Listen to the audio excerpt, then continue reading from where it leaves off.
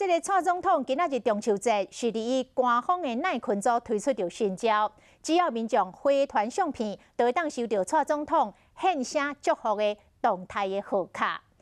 有人讲，这个郭台铭退出着国民党，可能会来选总统，安尼会增加蔡总统连任的困难度。蔡总统讲，国政优先，而且伊对选情有信心。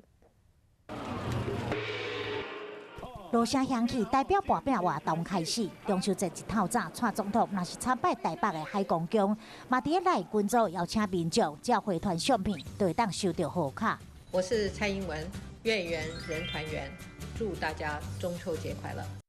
蔡总统全家出动，2只猫、3只狗拢伫边仔献上祝福。蔡总统的社群科技战，搁再出新招。不过，鸿海创办人郭台铭退出国民党，明年总统大选可能三卡都力赢内部评估，蔡总统拼连任难度增加。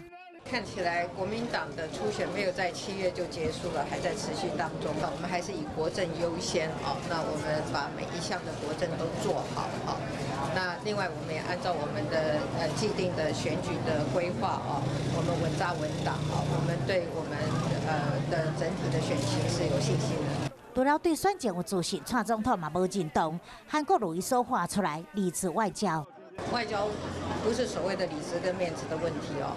外交是一个实实在在的一个具高度挑战性的这个工作哦，那需要有国际视野，也有足够的历练的人来处理。